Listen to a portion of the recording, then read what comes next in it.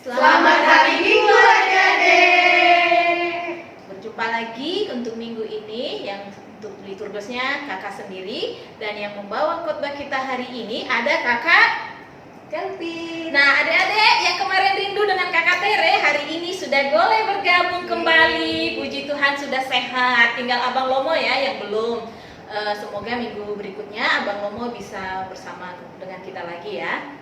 Nah adik-adik, untuk memulai ibadah kita bernyanyi dengan lagu Kasih dari Surga.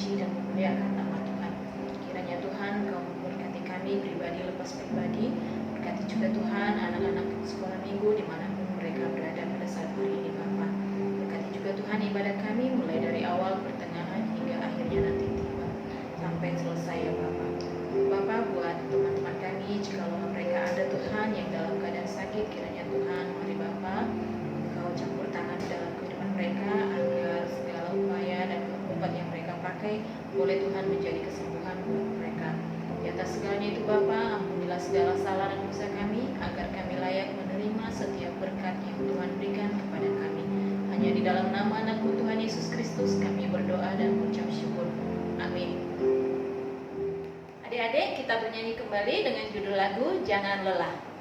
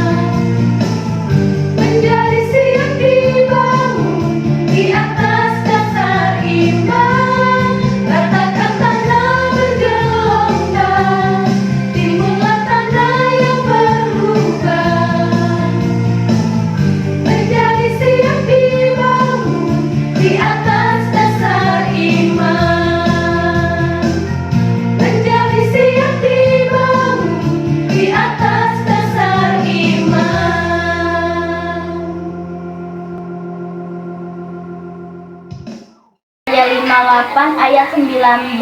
Apabila engkau tidak lagi mengenakanku kepada sesamamu dan tidak lagi menunjuk-nunjuk orang dengan jarimu dan dengan memfitnah. Adik-adik, kita bernyanyi kembali dengan judul lagu Bahasa Cinta.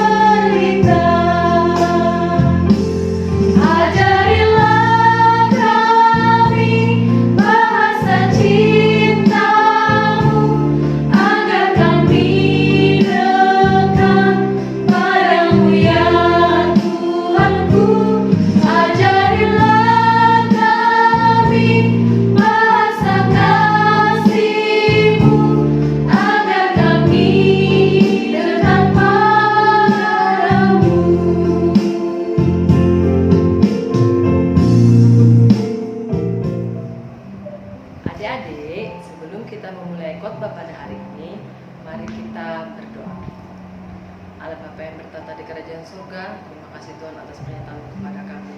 Tuhan, sebentar kami ingin mendengarkan sebagian daripada firman-Mu. Berikan Tuhan akal budi dan pengertian kepada adik-adik yang mendengarkan, buka hati dan pikiran mereka. Di atas segalanya Tuhan, kami orang berdosa, sucikan dosa-dosa kami, sehingga kami layak menerima berkat yang Engkau berikan kepada kami. Dalam nama anak-Mu Tuhan Yesus Kristus, kami berdoa mengucap syukur. Amin. Cerita atau renungan pada hari ini terambil dari Roma 13 ayat 11 sampai 14. Siapkan Alkitabnya ya adik-adik. Kakak membacakan dari ayat 11. Hal ini harus kamu lakukan karena kamu mengetahui keadaan waktu sekarang, yaitu bahwa saatnya telah tiba bagi kamu untuk bangun dari tidur. Sebab sekarang keselamatan sudah lebih dekat bagi kita daripada waktu kita menjadi percaya. 12. Hari sudah jauh malam, telah hampir siang. Sebab itu, marilah kita menanggalkan perbuatan-perbuatan kegelapan dan mengenakan perlengkapan senjata terang. 13. Marilah kita hidup dengan sopan seperti pada siang hari, jangan dalam pesta pora dan kemabukan, jangan dalam pencabulan dan hawa nafsu, jangan dalam perselisihan dan iri hati. 14. Tetapi kenakanlah Tuhan Yesus Kristus sebagai perlengkapan senjata terang, dan janganlah merawat tubuhmu untuk memuaskan keinginannya. Halo adik-adik sekolah minggu, gimana kabarnya hari ini? Semoga dalam keadaan sehat ya. Nah, kakak mau bertanya nih, siapa yang pernah tidur? Ayo angkat tangannya. Pasti dong, semuanya kita setiap malam tidur. Menurut kalian, tidur itu untuk apa? Ayo, ada yang bisa jawab? Nah, iya, kita tidur untuk beristirahat agar tenaga dan pikiran kita tenang. Dan setelah bangun, tenaga kita pulih dan pikiran kita segar. Lalu kita bisa melaksanakan atau melakukan tugas kita dengan baik. Nah, sekarang kakak mau tanya, coba jelaskan ciri-ciri orang yang sedang tidur. Ayo, pasti banyak ciri-ciri orang yang lagi tidur. Tapi kakak merangkumnya dalam 2 bagian, yaitu yang pertama, orang tidur ia tidak peduli dengan dirinya. Yang mau kakak bilang, orang yang tertidur dia tidak tahu apa yang terjadi dalam dirinya.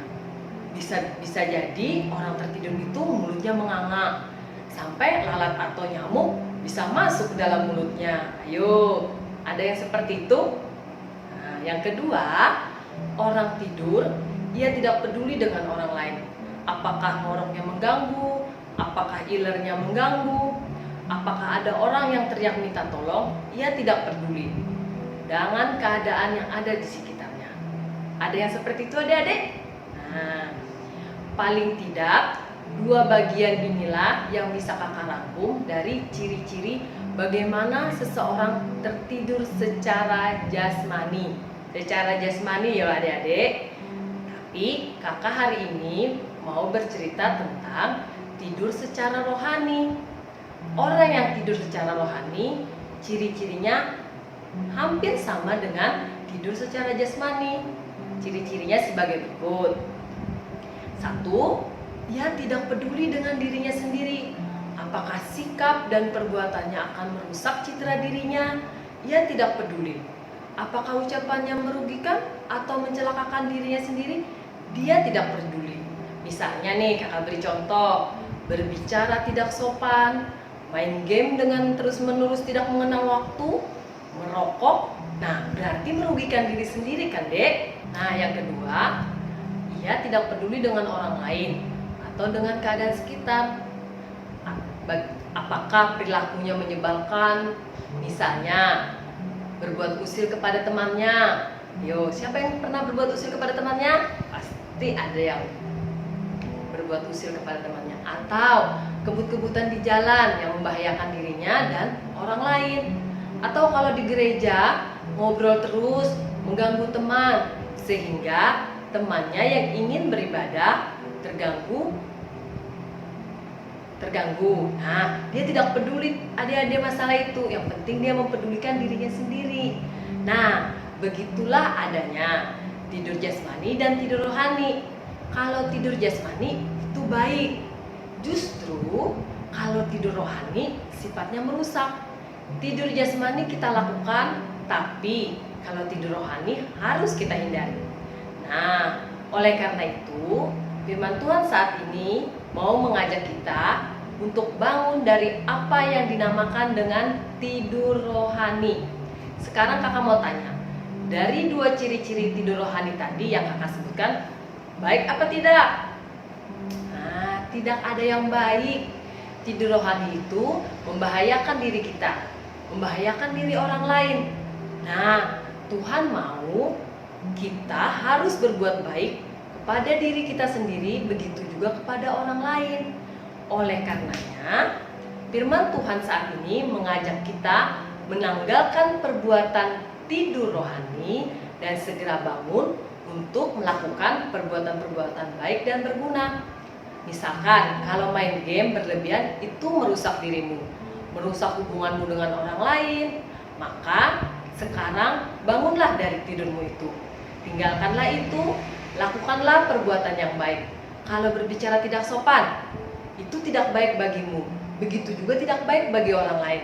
Nah, maka bangunlah dari tidurmu, tanggalkanlah itu, lakukan perbuatan baik. Berat memang untuk meninggalkan kebiasaan yang ternyata tidak baik bagi kita. Tetapi agar kita berhasil, mintalah pertolongan dari Tuhan, maka engkau akan dimampukan. Nah, oleh karena itu adik-adikku, lihatlah dirimu. Apakah engkau sekarang tidur secara rohani atau secara jasmani? Nah, kalau tidur secara rohani, maka dari sekarang bangunlah dari tidurmu. Lakukanlah perbuatan baik dan kenakanlah Kristus sebagai senjatamu untuk melakukan kebaikan tersebut dan melawan kejahatan. Tuhan Yesus memberkati. Mari kita berdoa. Allah Bapa yang bertata di kerajaan surga, terima kasih Tuhan, kami mengucap syukur kehadiran-Mu. Tuhan, kami dalam mendengarkan sebagian daripada firman-Mu, sertai kami Tuhan dalam menjalankan dalam kehidupan kami sehari-hari. Atas segalanya Tuhan, kami orang berdosa, sucikan dosa-dosa kami, sehingga kami layak menerima berkat yang Engkau berikan kepada kami. Dalam nama anak-Mu Tuhan Yesus Kristus, kami berdoa mengucap syukur. Amin. Adik-adik, kita bernyanyi kembali dari buku ED nomor 754 dengan judul lagu Goklas Niroha Doau.